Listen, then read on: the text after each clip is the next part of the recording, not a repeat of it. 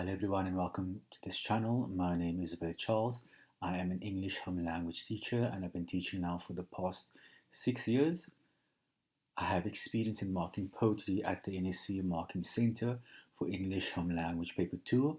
So I hope with that brief stint in my life I'll be able to share some of the knowledge and skills that I've acquired during that process, because on this channel, specifically for the poetry, I like to divide it into three sections. So we do the analysis of the poetry, we look at some sample exam questions, and then we also look at how to write the poetry essay. So as I said, I'm hoping that we can look at how to answer the poetry, how to mark it, how to check our answers, things like that, right? My goal is to share the skills, as I've just previously said now, that I've learned with grade 12 learners across South Africa, from wherever you are watching, as well as teachers out there. Perhaps there are novice teachers watching this video. I'd like to welcome you all, and I hope that you can learn a lot from these videos. I've recently completed my master's in creative writing, and on that note, I want to share with you guys that I write short stories, non-fiction essays, poetries, and plays. My second play, Mercy, will be showcased at Theatre Arts from Friday, June 30th to Monday, July 3rd. All the descriptions and information and where to get tickets, it will all be below in the description link. You can also check me out on social media. Everything will be in the link below. Okay, so as I've said, if there are any teachers out there watching, it's always important to begin your lesson by linking learners' prior knowledge with the content knowledge of a specific lesson. So in this lesson, we're going to look at obviously poetry, but never assume that learners don't know whenever they enter the class. So on that note, I'm going to begin this lesson off with a few probing questions just to incite some thoughts within those learners' minds who are watching. And on that note, perhaps you want to pause this video in between these questions. Maybe there's somebody at home, chat to them. Maybe you can start a nice discussion, right? So, first question, right? This might seem silly to some of you guys watching, but can you think of a love poem, right? Maybe it's a cliche to start with the roses are red. Yeah, so as I said, pause this video quickly, think about some of the answers. What are some conventions of traditional love poems, right? And maybe look at the picture there as well to kind of incite something within your mind. Okay, so next question. What are some flattery things boys tell girls when they show the interest? Now, this YouTube channel is inclusive. However, the reason why I'm asking about boys and girls is because I'm currently linking this to the poem itself, right? So again, take a pause, think about this question, yeah. And as I said, if there's anybody at home, maybe discuss this, okay? Right. Next question. What is the difference between having a crush and being in love? Right, that's nice and straightforward, but think about that, okay? What is the main difference, or what are some differences?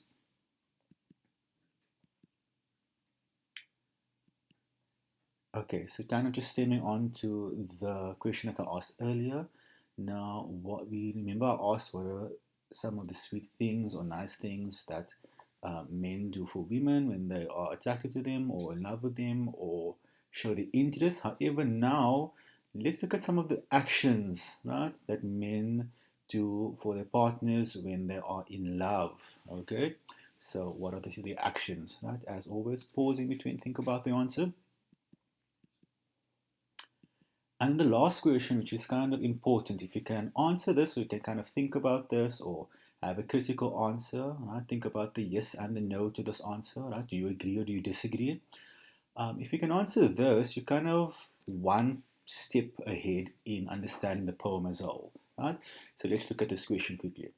If you were in love, would you want your partner to lie and make you feel better, right? Or would you want them to tell the hurtful truth? Now, this is always a lovely question to answer in class. I've heard many different discussions, many different sides of the argument. So think about this. Well, maybe you guys can even answer in the comment section below. What do you think, right? If you were in love with somebody, would you want them to lie to you and make you feel better about yourself? Right? Maybe give some white lie, or would you want them to tell the hurtful truth? Right? Okay, so today's poem is called Sonnet 130 by William Shakespeare. I'm not going to go in too much detail about William Shakespeare. Most grade 12s should be familiar with him. Yeah, so I want to jump right into this. I don't want to give too much historical context. I don't want to confuse you guys. So let's just look at the poem itself quickly. Okay, so Sonnet 130. My mistress's eyes are nothing like the sun. Coral is far more red than her lips is red. If snow be white, why then her breasts are dun. If hair be wires, black wires grow on her head. I have seen roses, damask red and white, but no such roses I see in her cheeks. And in some perfume is there more delight than in the breath that from my mistress reeks. I love to hear her speak, yet while I know that music hath a far more pleasing sound, I grant I never saw a goddess go. My mistress, when she walks, treads on the ground. And yet by heaven, I think my love as rare as any she belied with false compare. Okay, so I just want to get a pen up here quickly. It's time to get to the bottom here.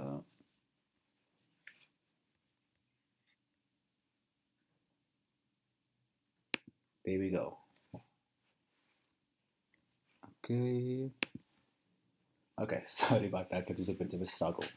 Now, I wanted just to look at the structure of a sonnet.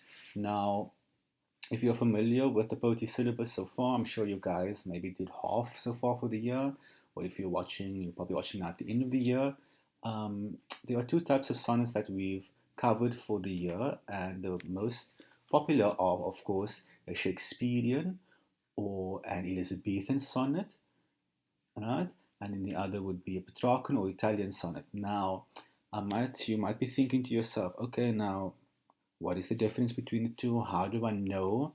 So as always, if you look on the left-hand side, all sonnets have 14 lines, okay? But now, what is the main distinction between an Elizabethan sonnet or Shakespearean sonnet and a Petrarchan or Italian? Now, you have to look at the rhyme scheme, okay? So first things first, right? If you look, you always to interpret the rhyme scheme of a poem, you have to look at the last word of each line. Okay, so I'm just gonna highlight the first four quickly for you guys. Okay, so you're looking for the rhyme scheme. So sun would be our first word, and we're gonna say that that is a. I'm gonna try to annotate here as best as I can. I'm on a laptop. Okay, red would be the red. Does red rhyme with sun? No, it doesn't. So red would be B. Okay. And then done, of course, rhymes with sun. So that would be A. Right. Okay. And then head rhymes with red, of course, and that would be B. And of course, if you do this on your own, you'll see that it would be C, D, C, D, E, F, E, F. And then I just want to highlight the last two quickly. This would be G, G. Okay. Right. Okay, that looks a bit funny, but yeah. Okay. So as I said, how do you know if it's a sonnet? You have to look at, or what type of sonnet it is. You have to look at the rhyme scheme. You look at the last word of each line. Okay. And if it's like this, A, B, C, D, C, D, E, F, E, F, and G, G, then you know it is an Elizabethan sonnet or a Shakespearean sonnet, right? What are some other conventions of Shakespearean sonnets? So remember we said all sonnets have 14 lines, right? This one here has a rhyme scheme of A, B, A, B, C, D, C, D, E, F, E, F, G, G. Next thing would be that Shakespearean or Elizabethan sonnets, I'm just going to do this on the left-hand side here, are divided into 3 quatrains and 1 rhyming couplet. Okay, so why do I say 3 quatrains? Don't get confused. A quatrain would be, I'm just going to do this quickly for you. Right?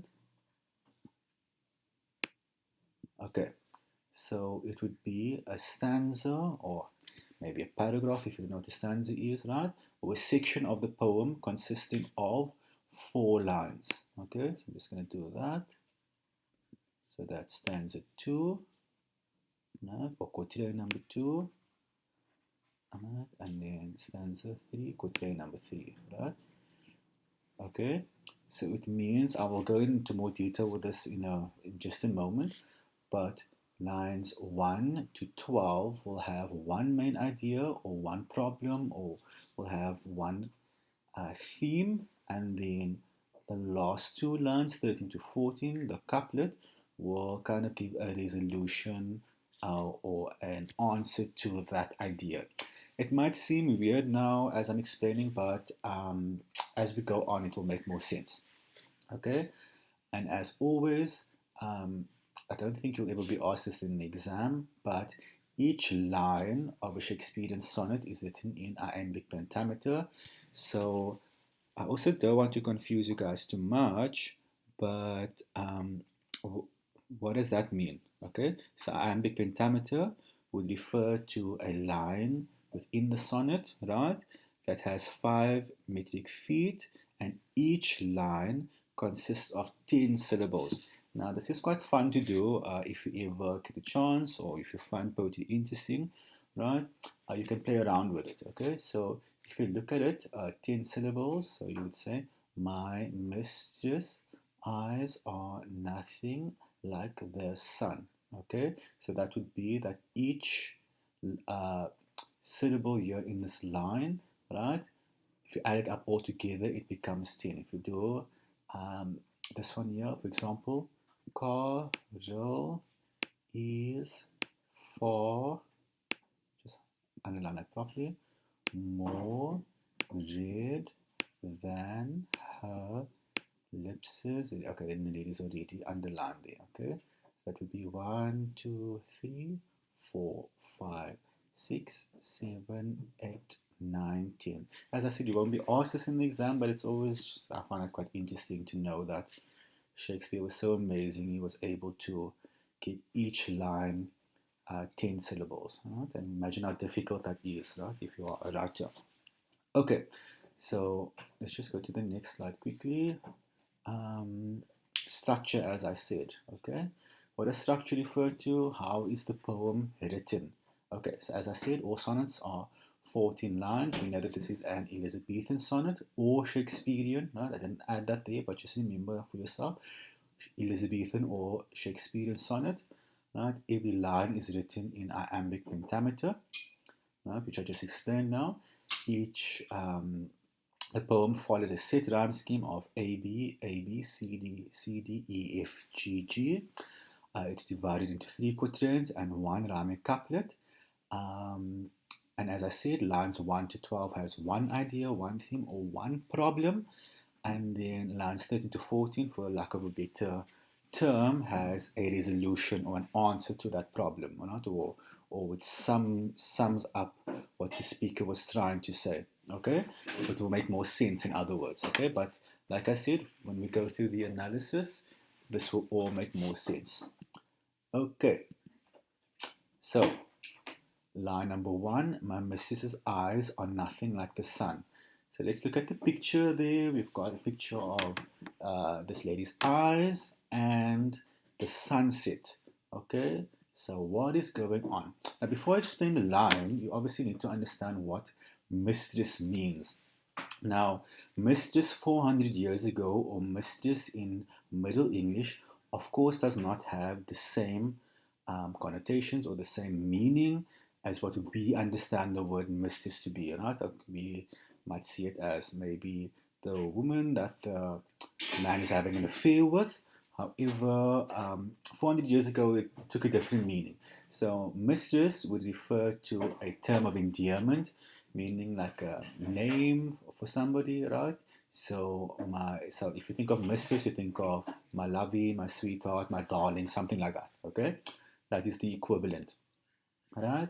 So if you look at line one, you see the word like. Now, immediately in your head, you need to think of, okay, is this a simile? But for a simile to make sense, right? For any simile to be effective, remember, or appropriate, right? They like to ask that question in the exam, right? Is the imagery appropriate or whatever? Excuse me. So, um, in order for a simile to work effectively, right, two things need to be compared with each other. But now let's look at the diction here. The speaker says, my missus' eyes are nothing like the sun. So we've got the eyes of the woman that he loves, right, on the one side, and you've got the sun on the other side. And remember, I said in order for the simile to work, it needs to be two things need to be compared to each other. But now it doesn't fit together because he says, my missus' eyes are nothing like the sun. Okay, so why would uh, his lover be compared to the sun? Are eyes bright and warm? Right, remember I said it's quite weird, it doesn't fit together. So, and as we know, the speaker says that his lover's eyes are not like the sun. Okay, so I've got some more analysis up here uh, on the next slide. But before we get to that, I want to just to go a little bit into give you some context. So if you look at sonnets 400 years ago, right? Um, Look at sonnets 400 years ago. Um, Back in the day, or poetry in its essence, back in the day, right? Poets always wrote romantic poetry, right? Romantic poetry. So sonnets back in the day, it was always exaggerated. It was always used, flowery language. These large and expressive imagery and all of those things, right? Or blazing poetry. If you look at our history of poetry, right? However, 400 years ago, the if you look at what Shakespeare has written here, right? In this line, or at the start of this line, or in the poem, throughout the whole poem, he's kind of flipping the script. I know it's kind of weird I don't want to answer metaphor with a metaphor, but Shakespeare is kind of making you think about, okay, maybe we shouldn't exaggerate. Maybe we shouldn't say, oh, if this was a traditional sonnet or traditional love poem 400 years ago, then maybe the writer would have said, my mistress's eyes are like the sun. Okay, a very exaggerated way to describe somebody's eyes. But the speaker isn't really doing that here, right? Why? Because he said on nothing like the sun. It's a weird comparison. It's a weird way to start a poem. It's a weird way to create a simile, right? And let's try to understand why he does that. Okay, so the speaker begins the poem with a simile. However, the speaker states that his beloved's eyes cannot be compared to the sun. Okay, this is a unique and unconventional way to begin a love poem because during the Elizabethan era, right, love poems were exaggerated and provided insincere description of women of that time. Right? So remember what I asked in the beginning, would you want your lover or your partner to lie to you, right? Make you feel good about yourself, or would you want them to tell you the honest truth? So here the speaker is saying, well, the woman that I love, her eyes, the sun is not in her eyes, right? She doesn't have these amazing eyes that I can make these vast exaggerations to, right? So very simple, very straightforward. I guess if you look at the picture, right, the eyes are simple, I'd say. Okay, so I hope you guys understand that. Okay, so line two. Coral is far more red than her lips is red. Now, coral, if you look at the picture there on the screen, right, that coral is a type of a reddish, pinkish type of color, right? And remember, I said that Shakespeare's kind of flipping the script um, on what, on beauty standards, on what people 400 years ago thought beauty was, or the ideal beauty standard, right? So back in the day, in order for a woman to be considered beautiful, right, she had to have conventional red lips. But if you think about it, maybe if you think about it kind of realistically, right, I don't think anybody's lips can be like a super reddish coral type of color, right? So yeah, maybe it's also a kind of a it's a beauty standard that maybe the standard is maybe too high, or maybe it's not practical, or yeah. So yeah, he's saying coral is far more red than lips is red. So he's saying that the color of coral, right, is way more red than what her lips are, right? So I'm just going to go to the analysis now on the left hand side. So as I said, during the Elizabethan era, it was a common beauty standard for women to have red lips, right? And maybe still today, right? Red coral is used to make jewelry. Therefore, comparing lips to coral would be the most beautiful type of red. Right? Additionally, the color red is associated with passion. Right? However, right? Remember we're always adding that however here. He's flipping the script here, guys. Okay? The speaker states that her lips are not red. Her lips are not something to boast about, or it's not that amazing. Right? Okay, or maybe she doesn't fit in with the ideal beauty standard of that was created in the Elizabethan era 400 years ago. Okay, let's go to the next line. If snow be white, why then her breasts are done. So check the picture out, guys. It's in black and white, and I've done that for a specific reason. Okay, so having skin as white as snow was also associated to be an ideal beauty standard during the Elizabethan era, right? Um, and but here he's saying, if snow be white, why then her breasts are done. So snow could refer to purity, maybe, but let's not go too deep on that. What is he actually trying to say here? Now, the color dun, right, would be like this grayish, brownish color, right? And I guess that's a kind of a weird thing to say that, the woman I love, this color of the skin is like gray, right? But once again, think of it. What is he trying to say of the Elizabethan era and their ideal beauty standards? Okay, so just keep that at the back of your head. All right? Okay, now I believe we're coming to the end of our quatrain. And here he's saying, if hair be wires, right? Like wires grow on a head. Now, of course, nobody's hair can be like wires, literal wires, right? So that's a cool image there for you to think about. And of course, nobody can have black wires growing on their head, right? So again, if you think of it, right, check out the picture, right? Straight, sleek hair, again, an ideal beauty standard. Hair that is not bushy, or hair that is kind of silky and sleek, and it's I don't want to necessarily say straight, but think of hair that is kind of kept and neat, right, and tidy, right? But here he's saying no, right? The hair of my mistress is like black wires. Okay, so you could be possibly stating that her hair is untidy and very curly.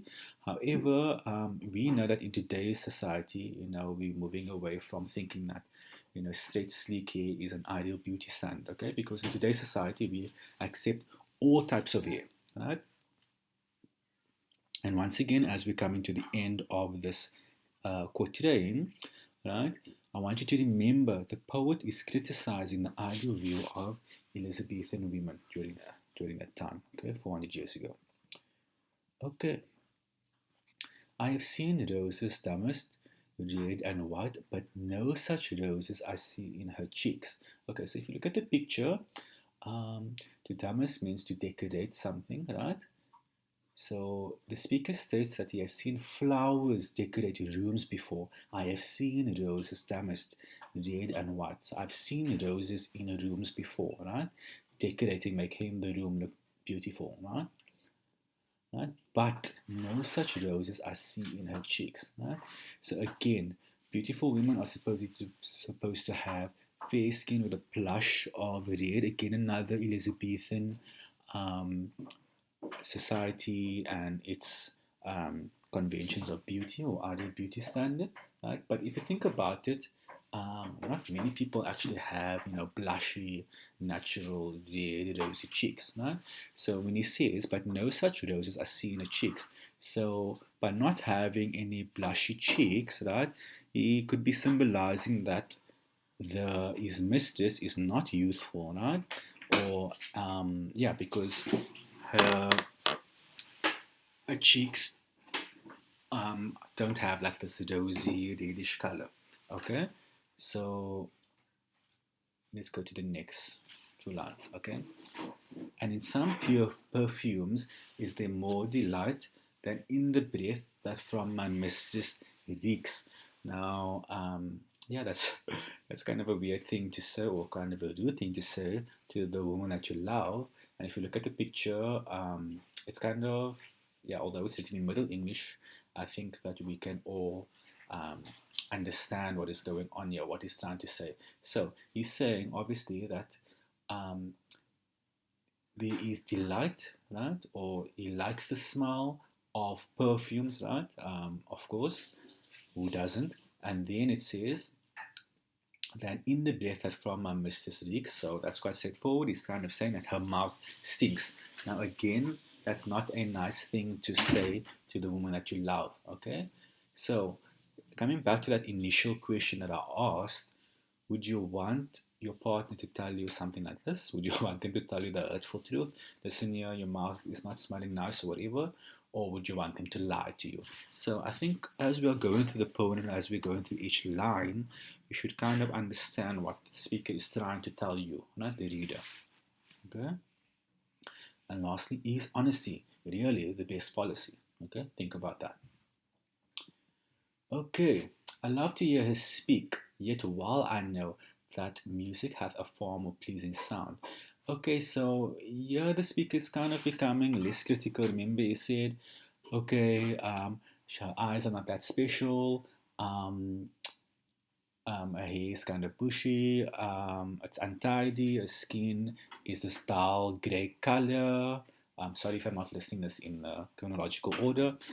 He says that her mouth stinks, and now he's saying, I love to hear her speak. So that's a nice beginning of the line because here he's becoming less critical. He says now, okay, he loves to hear her speak. Yet while I know that music hath a far more pleasing sound. So although he's becoming less critical, he says that the sound of music sounds better than her voice, or maybe rather listen to music than hear her speak. So I think, shame, that's a quite harsh thing once again to say. But yeah, it's open to interpretation. Right? Okay. Now, this is an important line here. So he says, I grant I never saw a goddess go. Okay, so if you look at the picture, he says, I grant I grant I never saw a goddess go. So he's saying he's never seen a goddess walk on earth before, right? And if you look at this line and look at the two pictures up there, right? The one on the model on the left and the one of this woman walking very quirky and kind of like treading the ground. Okay, but I'll get to that in a moment. So, a grant I never saw a goddess go. Now, if you look at this line, I hope our pen is still working, guys. I'm going to underline that. I grant I never saw a goddess go. Okay, so we know that there's a G here, a G here, a G here. It's alliteration, and I'm going to explain the alliteration right now. But I want you to think to yourself, right? And I often teach this to my learners in class that why does a writer, why does the poet, the person who wrote the poem, I'm not referring to the speaker, why does the poet use specific words to make alliteration? Right? Now remember, grade 12's alliteration is not just used for the fun of it. It's always specified, it's always done for a purpose. Now here he says, I grant I never saw a goddess go. Now I've given more emphasis there on the word starting with a G. So grant, G, goddess, G, and go, G. So it's like a hard sound. I'm going to just knock on this desk that I'm at here. So I grant, I never saw a goddess go. I don't know if you can hear me like eating there, right? But it's G for grant, G for goddess, and G for go. Maybe you want to pause the video, maybe you want to do that G sound, right? It's a hard sound. Now, it might seem silly to you. Often when I do this, learners laugh, but grant, I never saw a goddess go, right? So that G, G, G sound. It's not the soft G, right?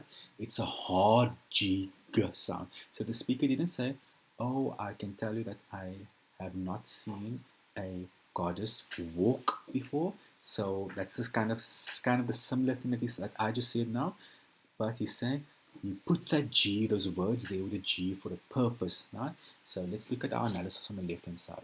Alliteration, right? The repetition of the hard G sound supports the idea of his mistress walking hard on the ground. Because she's not floating, she's not walking softly or demurely or daintily, right, on the ground. It's quite I don't want to say aggressive, but she's walking. She's like stomping. She's walking. You can hear her walk. You can hear her come on, right? And just like we can hear that hard G sound, a G sound, a grant and goddess and go, you can also hear here, right? How hard she's walking on the floor. If they ask you the effectiveness of alliteration in that line, it is effective, right? Because it tells you, right, how hard she's walking, right? Okay. So the speaker, I'm just gonna interpret that again for you. The speaker has never seen a goddess walk, which nobody has before. I don't think any of us have seen a literal goddess walk on earth before, right? Yet, so he's kind of saying there's nothing special about the way his mistress walks, right? And we're just gonna continue that idea into the next line. My mistress, when she walks, treads on the ground. Okay, so what does that mean? In the previous line, the speaker states that there's nothing special about the way his beloved walks, as she walks heavily on the ground, right? She's stomping on the ground. You can hear how hard she walks, right? And this, and that is continued. That idea is continued into this line. Okay, line 12 is primarily made up of monosyllabic words, which slows the pace down of the poem. So previously, oh here comes the rain, guys. I hope it's not going to affect our video. But here he says that my mistress, right, and it's when she walks, treads on the ground. One syllable, right, for each sound. Okay, one syllable for each sound, and there you can see it says there monosyllabic words, right? So just as we hear those sounds for each word, when she walks, treads on the ground, it slows down the pace of the poem as well. Okay. So the use of slower pace is effective as it contributes to the image of these beloveds walking in heavy. When she walks, treads on the ground, right? It's like a slow, hard pace. Okay. Okay, guys. So now we're coming to our rhyming couplet. So remember, I said that with regards to structure of this poem, lines 1 to 12 will have a main idea, a theme, or this kind of a problem that the speaker presents, right? And in lines 13 to 14, the speaker kind of resolves that issue that he presented, right? So remember, he kept saying all these unflattering things about his mistress, about the woman he loves. But now we're going to see in line 13 to 14, why did he do all of those things? Okay, so the speaker states that his love for his mistress is rare. Right? Here he says, and yet by heaven I think my love as rare as any she be loud with false compare. Alright, so I'm just going to read that line 13 again. And yet by heaven I think my love as rare. So what is he saying? You click on the left hand side. The speaker states that his love for his mistress is rare. Okay, do you agree based on everything that he said about her, all those bad things he said about her? Do you agree? Think about it. The speaker does not lie and make his mistress out to be something that she is not. belied, right? He doesn't lie and say, okay, you know, her eyes are so beautiful and the sun is rising in her eyes, right? And all of those things, right? So he's saying that he doesn't lie, right? The speaker says the truth, and therefore we can presume that they have an honest and trusting relationship. So despite all those harsh commentary that he made about her, we know that they have true love, right? Their love is real because he doesn't lie to her, right?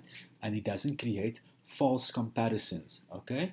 So belied, as I said, means to lie, right? False compared to exaggerate, right? Making exaggerations, right? So think about all conventional love poems, like I mentioned in the beginning, romantic poetry, right? All those blazing poetry of 400 years ago, how all those sonnets, traditional sonnets, would have this exaggerated imagery and flowery imagery and these kind of over overly dramatic, if you want to, or for lack of a better term, overly dramatic ways to describe somebody, right? The person that you love. But here, Shakespeare is not doing that, okay? Remember, I said he's flipping the script. Okay, don't write that in your exam. It's a very bad example. Okay, so in the couplet, meaning the GG, the last two lines of the poem, right? Unlike in other poems, right? Here, the speaker is using the truth to depict his love for his mistress. Okay, so guys, let's just look at two more aspects. So tone, okay, so what does tone mean, right? If you think of tone, you think of ringtone, right? Now, I'm just making you think about something. Don't write this in your exam, of course. Ringtone. A ringtone has a sound, you can hear it. So when we talk about tone in poetry, we're talking about how does the speaker sound, right? In other words, what feelings and emotions do you associate with what the speaker is saying? Now, popping this up for you guys. Now, when we think about feelings and emotions, I try to move away from happy and sad and angry, right? There are so many other emotions, right, that you can think of when you are asked about tone, okay, in poetry. So maybe you want to maybe you want to pause this video, take a screenshot, maybe you want to read over this at a later stage, right? Or maybe you can come back to this video if you like, and look at this, right? These are all the different emotions, obviously not all that we know in the language of English, but this is just kind of there to guide you um, to move away from happy and sad, right? Also, guys, don't write positive and negative tone in your exam, okay? Don't do that, okay? So let's just go back to tone, okay? So as I said, tone, how does the speaker sound? What feelings and emotions do you associate with what the speaker is saying? Now, of course, oftentimes there isn't maybe one isolated tone in the poem, maybe not just one tone. The tone can vary throughout the poem, but let's kind of see what is going on in this poem. Okay, so we remember I said lines 1 to 12 has one main idea or one problem or one theme. So of course there will be a kind of a similar theme in all lines 1 to 12. Okay, so we know that the speaker uses a critical, sarcastic, frank, abrasive, unflattering tone to describe his beloved's qualities or characteristics, right, or physical features. However, right, remember I said the tone can shift, right? However, in lines 13 to 14, the rhyming couplet of the poem, the speaker uses a sincere, heartfelt, or honest tone, right? So the tone kind of changes there. Okay, guys, and the last thing I'm going to explain now before we cut off part 1 of this video series, right? What is the central idea? They like to ask this in your exam. What is the main idea? So they can give you a specified central idea, or you'll have to come up with one on your own. So let me just guide you to that answer. Okay, so the speaker's central idea is that his love for his beloved is rare because he does not create false comparisons of her. Instead, he loves her for who she truly is. So, in other words, the main idea of this poem, right? The central idea, if you had to summarize this poem, right, into one sentence, right, you'd have to say something to the extent that the speaker is trying to teach you that true love, right, real love, right, if you really love somebody, you don't create a false comparison of what that person is. You kind of love them for who they are. So despite all their flaws, you love that person. And that is what Shakespeare is trying to say, or what the speaker is trying to say in this poem. Okay, so that is poem number 1. right? Video number one in this video series. Remember, I said this is a three-part video series. In the next video, we're going to look at sample exam questions. Um, yeah, this has never been examined before. This is a new set of poems that you guys are studying this year. So I'm going to show you guys on the next video sample questions, how to answer it, and all of those things. So I hope you enjoyed this. As always, give this video a thumbs up, a like at the bottom. Don't forget to subscribe so that you can be notified when all the new uploads are coming through, right? And if you have the time, maybe leave a comment section. Maybe you can kind of say, okay, did this video help you? And yeah, any other feedback you can give there in that comment section, right? So thank you guys so much for watching, and I'll see you in video number 2.